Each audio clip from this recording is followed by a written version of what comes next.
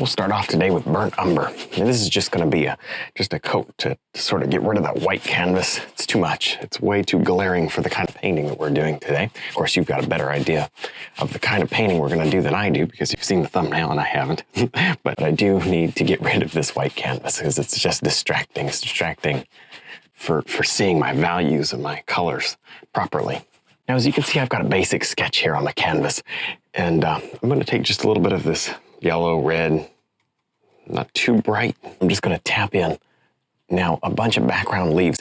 My paint here is very dry, very, very dry. Well, somewhat dry. If it's too dry, it won't come off the brush, but I have not added any water to this. But the reason that I didn't is because I wanted all these smaller individual effects. As you add more water to the brush, your effects will become just a little bit bigger. And since I'm going for background leaves at this moment, this is all I need. Hey, let's take a look at the paintings that you guys did of my last one. Of course, if you're doing them and you're not sharing them, use the information there on the screen. I'd love to see what you're doing, and I'll put it in the next video if I see it in time. Then everybody gets to see it, and that's exciting. Now, as I'm waiting for this to dry, I'm gonna go ahead and paint this in. I guess I don't really need to tap it, but I'm just gonna paint it in nice dark green. The highlights are gonna be kind of, yeah, green, but also some golds in there. It's golds and green. But my undercolor's just black. It's really, black would be fine. I'm gonna put color in it. You see that put color in it, but black would be just as good, to tell you the truth. There's something about black, you know, and some people don't care for using it, and that's okay, I get it. But I like using it, I'll tell you why. Contrast is more important than the little bit of extra color. Excellent. Yeah, that's good. And our light will filter through. I'm gonna allow that to dry and probably just glaze over this. Now I'm gonna take just some dark color here. It doesn't really much matter. I'm going to bring in a couple trees right there. That'll work. Good. See that? Just a few trees, not so many that it gets wild, but just a couple. You can put branches on these trees. Maybe just a couple little branches would be good. If you look at these colors, you'll see that I'm mostly painted with dark colors for the background, but I've got the ability to glaze like a white over that and bring in some mist and some light and also fade that out. See, if we were oil painting, you would have to paint that. Well, if we were oil painting and doing it all in one day like we normally do, you would have to paint this, you'd have to paint this exactly the way you wanted it. In other words, this dark that I'm using right here wouldn't be black. I would put white with it in order to get that, but I know what I'm about to do, so I'm just not even worried about it. I'm saving myself time. I'm not mixing as many colors as I would, values as I would. I'm gonna add the value changes over top of this. I'm just giving you an idea. That's kind of what I'm thinking as I do this. Let's do a tree right here that crosses over. Now I'm gonna tap in some moss on these cliff rocks. I guess these are cliff rocks, right? There it is, a nice kind of yellowy green color.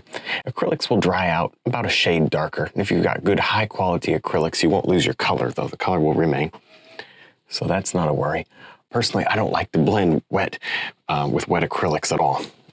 But it's okay for this, and I'll tell you why. I'm able to get, with a little bit more speed, I'm able to get some of these softness, rounded edges, you know what I mean, to my mossy rocks. And then after that, I'll come back once this is all dry and I'll put the proper highlight on. This is more or less shaping each rock. It'll end up looking just really no more than a mid-tone. And you couldn't really get a bright highlight even if you wanted to at this stage. You gotta let it dry. Now you can see this area is dried and you'll notice that I lost about one shade, about one value there, light and dark. And so right about here and begin to place in just another little tree. I got my dark there. I'm just gonna sculpt gently. Again, very dry brush, very dry acrylic paint. It's not sopping wet, as sometimes you do want it that way, but it's not that way right now. To give myself a smaller effect, I'm also going slower. That's good. That's a kind of a departure from the gold, and I think that's gonna be good. It's okay to have a little boom, a little surprise. Not too much though. I'd probably stop right about there and then allow it to just get quite a bit darker. So I got some sort of a mid-tone action here. Of course, a difference here with oil, and I like pointing out the differences between acrylic and oil as I go here, so you get a basic idea. But one of the big differences, if that was oil, I would have just went tap, tap, tap, and I would have had my mid-tone. But see here, I had to mix it and place it in if you want an additional mid-tone. So now I've got kind of a brownish color, and I've just been kind of adding in a few more leaves, whatnot, just on this side. Not too bright, actually, fairly dark. Okay. Yeah, right in there. Honestly, just all of this needs to have some amount of this dark leaves and whatnot. Right in through here, just so it has something. See that? My hand blocks the camera there. And just little by little, I want to build this up. You can always do more once you get your rocks in, and that's totally great. I would probably recommend that. You know, that is doing a little more once your rocks are in. Some kind of little bit of highlight. You see these dried out quite a bit darker than they started out. That's good. Come back and add a little more highlight to them if you want. Oh, getting a weird texture. Flip the brush around and get something different. Now I'm going to work on some of these rocks down here, and it's very easy because of that the coating on the canvas there that we did originally. Very easy. Just a couple quick strokes. And I've got something to work with here, so I don't have to fill it in perfectly. Any of that shows through will just look like shadow. There you go. And now we've got a little waterfall here. Get all of that nice and dark underneath that waterfall. Let that run up like so. Yeah, we can live with that right there. This is going to be water down here. I'm going to go ahead and just paint it in dark. And then some of this. These are kind of interesting rocks here. See that? We'll just have something for our waterfall to rush around. Very interesting. Smooth edges here. No sharp angles to speak of because I've got water rushing all over this. I'm going to go ahead and just lighten some of these areas of rock because they've darkened up a lot as they dried. Well, a lot. They've darkened up normal. It's a consistent. It's just sometimes you don't remember to think about, oh, I should paint this a little brighter. So I'm going to layer it up a little brighter. And there you go. Just go back over the same areas, leaving some of my original underpainting as the midtone and allowing this to be a highlight. It just needs to be brighter because this is too dark. This is not supposed to be a dark painting. It's supposed to be a fairly bright painting. Sometimes we'll do a waterfall that's dark, and this isn't really the goal today. I do want it to be kind of light and kind of bright and cheery, even though it's a kind of a deep forest, Well, anyway, we'll work on doing that. Now I've got just kind of a soft bluish gray. It's going to be perfect for our water. Finally, time to get to our water. Let's go ahead and just, a little too much paint maybe. I can always build this up in layers. I don't really want it to be too thick right off the bat. I want to see a little of my underpainting under there. Yeah, just using the corner of the brush to sort of get the effect of little streams coming from back there. I think that's nice. Yeah, that's about right. Does not in any way need to be perfect. Oh, that's not bad right there, though. That's kind of neat. Yeah. Just beginning to build this in. Continuing misting my palette here to keep my paint wet. I should mention that more often, but I do that all the time. Okay, now here I do want it to be very, very just not much going on. Very little ripple. But then as we come down here, you'll see that water flow right over this edge. Isn't that nice? Right there. Don't really totally know where everything is going. I don't think you need to show the entire thing. Just hits of this highlight to show there's a lot of water spilling around in all kinds of different ways. So now I'm going to just bring in some branches and whatnot. Actually, a lot of branches. And you can just rub them with your finger to kind of integrate them into the landscape there. I think that's important. And to tell you the truth, it's very easy. It's the best way to get them in. And where you could come back and paint your leaves over, but if you just, while they're wet, hit them with your finger there. Now, why do this right this minute? Well, because very soon, I'm getting ready to do it, I'm going to put a lot of mist over the background because as you see, it's a very flat painting. Yeah, there's contrast and the contrast is pretty, but it's flat. In other words, in fact, in some ways, this foreground is lighter than the background. I do want to get these little sticks in. It's better to get them in now than later. Now you can do some slightly lighter ones here in the darkest of areas so that you can actually see them. See that? Now using the liner brush, but not thinning the paint down. You could use the microfiber brush, it'd be basically the same thing, but as you know, this was in my hand and ready to go. I'm just dotting it into the blobs of paint, and then quite thick, I'm putting on some of these, just bright textures. I'm keeping them very small, but you see I did that there to this tree. What is it doing for me?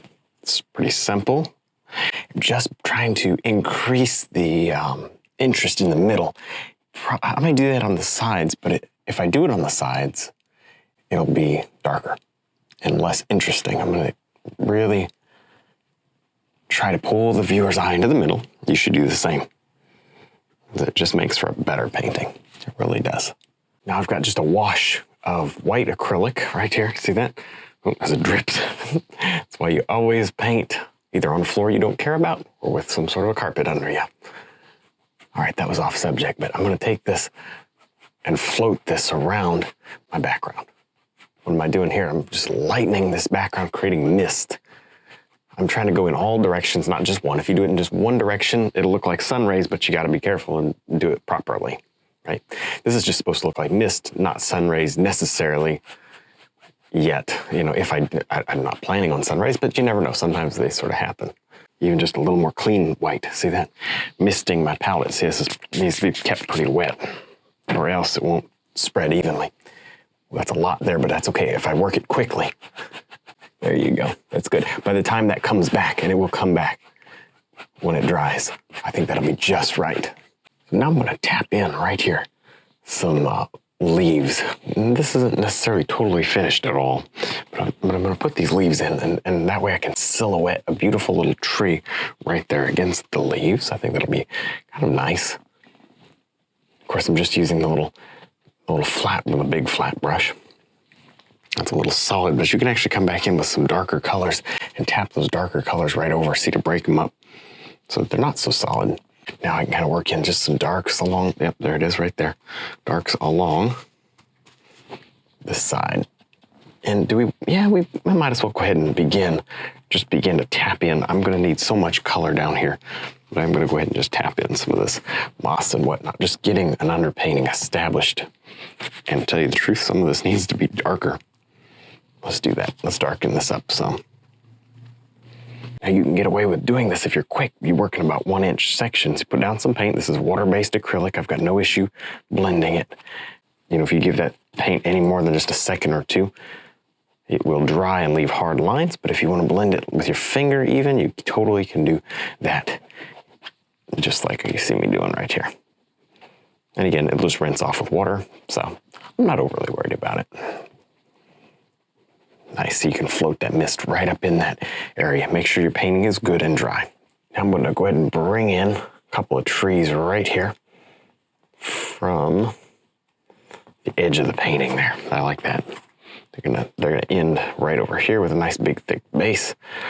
That's good. A lot of this paint here is still wet, but the green leaves that I'm going over are dry, and that makes a difference. Thicken that one up just a little. You can make them as thick as you want.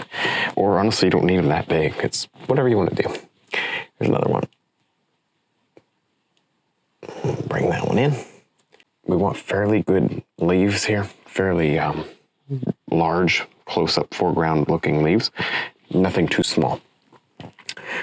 That will help us really bring this forward, and that's important. So there you go. Spend a few minutes on this. Ooh, some good bright highlight. So now I'm going to go ahead and just work in some highlight here on this side of the tree. Starting with our browns, but we'll probably transition to umbers, and well, this is more yellow ochre, maybe a little bit more of an umber brown. And then into my, there it is right there, see that? Because with acrylics, you don't have the luxury of it blending as you go around just with the underpainting because it's dry, so you kind of have to do it manually. And then after that, after all that, let's go ahead and probably put some moss on it too. That makes sense. I think that'll work. So now I'm actually going to add a little bit of light just streaming through the middle. I think I can get away with that without ruining my effect of mist, but if I do ruin my effect of mist, I'll put the mist back in. But I don't think I will. I'm just going to, especially not if I put enough white in it. And I just want to create a little bit more of that powerful light just touching right on the top of that rock. That's good. That's good right there. Yeah, that'll work. A little bit, maybe on that. Some just spots of highlight that make a difference. And there you go. So I may have to build this up layer upon layer until I get the effect that I want, nice and bright, mossy looking areas. I'm just dropping in some rocks here and just playing around at this point, you know. It's like, where do you stop with a painting like this? I don't know. You can see I added another waterfall. Why? To tell you the truth, I really don't know why I added that. I think it works. I think it worked without it. I don't know, I was just messing around, adding some highlights. I was like, all of a sudden a waterfall appeared and, okay, well, I guess we'll roll with it. Adding a log here, and for sure more rocks. These rocks to me make a big difference. They break this area up. All right, right here. Ooh, yep, some rocks sticking out from this, you know, from underneath, because it's all rock, but some of these rocks are a little taller. That's all that's going on. A lot of this that I spent a fair amount of time on has been covered in here. So when you're doing your version, maybe don't paint too much on the cliffs until you have your water in, because you might do it like I did it and totally cover it up, which is fine. Oh well, stuff like that happens in painting, you know, it really does. And I'm gonna toss in some little plants and whatnot, maybe some grasses and so on. Just do this some with the little microfilbert brush, and then maybe swap around, do some with the liner brush. But it just creates a little more interest, and I wish there, well, I don't know that I do wish there was a shortcut, but right now I probably do. But there truly is no shortcut for just sitting down and putting a few good solid minutes in painting detail. And you'll see that's exactly what I did here. There's no secret. There's no swishing of the brush just once and it all becomes perfect. It's just takes a few minutes of detail, just little by little. I'm gonna build this area up. And again, kind of going back even into there's my colors into my like orangey tones, rusty tones, and filling some of this area out here with larger leaves. A little bit of foundation medium would be a good idea. And that will help this paint to slide very evenly across there. I don't want to go too crazy here and get too much bright color on the sides of the painting, but if I do, just a quick stamp with a dark brush and it would all be gone. So it's okay. Wouldn't hurt also to do some of this over here as well. I'm going to continue with the details on this side and then including even some in here. Over here is very much rough and unfinished, so we'll cover a lot of it up with just color, detail, leaves, lots and lots of leaves. I'm going to finish up this painting with some final details, probably the most important of that being these branches. So we'll go ahead and do them. You may want to put some highlight on the branches. I think I'll put some highlight on some of them, maybe not all of them. But there you go. That's nice. Get a lot of detail in. And it probably is a good idea actually to let your branches dry before you actually kind of decide anything about them, because they look darker. They'll dry looking a little, well, they just won't look shiny. They'll be flat, matte, you know, finish, and it'll look a little bit lighter to you. There you go. So they may not stand out as much as they do when they're first painted wet. That's what I'm trying to say. Don't know if I said that real well, but now you get the idea. Let me just add in some sticks down here and whatnot, just details. You know, you can do some fairly large things if you want to, or not. Keep it fairly small, whatever. Doesn't matter. Just as long as you get some form of detail going on up in here. Well, that about wraps things up for today. Hopefully you enjoyed seeing this one. I enjoyed all the mist and really seeing the atmosphere in the painting come to life. Don't forget to check out our website, DVDs, and brush line. Thanks for watching.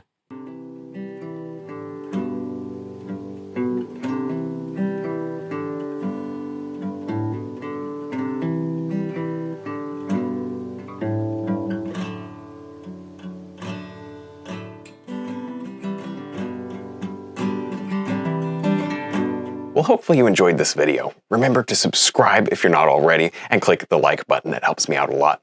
Stick around, watch a couple more videos, and stay inspired.